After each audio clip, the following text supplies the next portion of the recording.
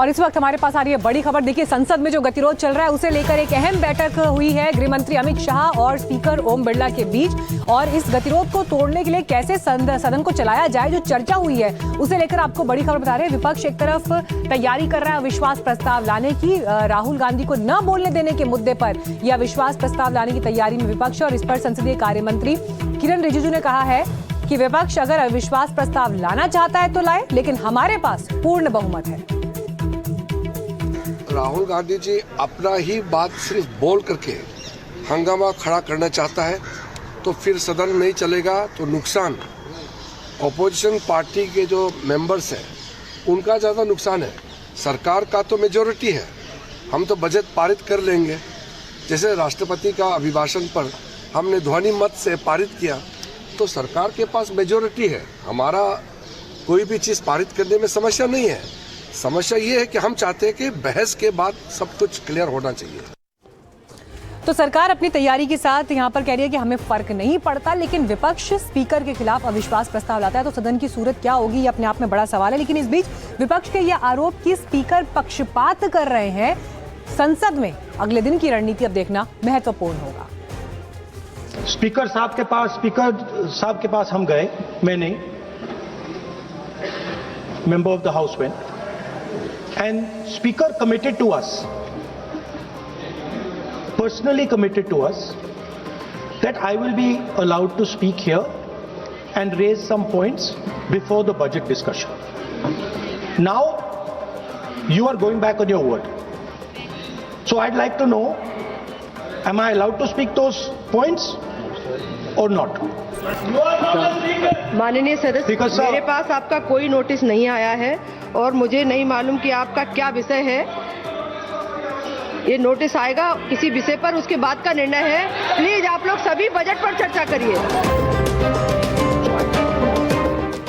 इस बातचीत को सुनकर आपको समझ में आ गया होगा कि बजट सत्र के 9वें दिन संसद में क्या हुआ। बहस वहीं पर टिकी रही कि नेता विपक्ष राहुल गांधी बोलेंगे, नहीं बोलेंगे या फिर क्या बोलेंगे। Member of the house went. और इन सब के बीच सूत्रों के हवाले से ये खबर भी आई कि लोकसभा स्पीकर के खिलाफ अविश्वास प्रस्ताव लाया जाएगा। लेकिन राहुल गांधी ने स्पीकर पर जो आरोप लगाए उस पर संसदीय कार्य मंत्री ने क्या कहा, वो भी सुन लीजिए। मैं इस चीज का पुष्टि करना चाहता हूं कि स्पीकर साहब ने पहल किया था कि अगर सब मान जाए तो सदन चलना चाहिए। और वेणुगोपाल जी की ओर से भी कहा गया है कि हम अपना लीडर ऑफ अपोजिशन से कुछ बुलवाना चाहते हैं, लेकिन उससे पहले हमने ये बात तय किया कि अगर क्या विषय में आप बात करेंगे, अगर स्पीकर के ऊपर एलिगेशन लगाएंगे तो स्पीकर का भी जवाब होगा। ये सारा चीज तय करके ही हम आपको परमिशन देंगे। स्पीकर ने ये कहा, ये अभी राहुल गांधी जी ने कहा वो 100% सही नहीं है। स्पीकर ने कमिटमेंट नहीं किया है। आप सवाल करते हो और अगर मेरा ही बात नहीं सुनेंगे तो सरकार की ओर से कौन बोलेंगे बताइए। आप बोलना चाहते हैं, हम तो हमेशा आपसे बातचीत करने के लिए तैयार रहते हैं।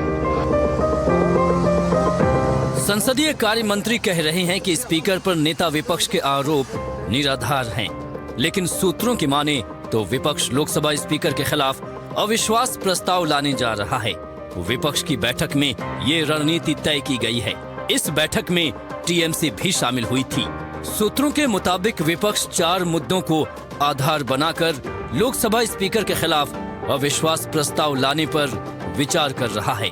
पहला आरोप है लोकसभा में नेता प्रतिपक्ष राहुल गांधी को नहीं बोलने देना। दूसरा आरोप है स्पीकर ने कुछ महिला सांसदों का नाम लिया और कहा कि महिलाओं को आगे कर पीएम पर हमले की साजिश की गई। तीसरा मुद्दा है बीजेपी सांसद निशिकांत दुबे का बयान और चौथा मुद्दा है 8 सांसदों का निलंबन। बजट सत्र में विपक्ष लगातार हंगामा कर रहा है। राष्ट्रपति के अभिभाषण के बाद धन्यवाद प्रस्ताव पर चर्चा के दौरान राहुल गांधी ने एक कथित किताब का जिक्र किया, जिसके बाद लगातार गतिरोध बना हुआ है।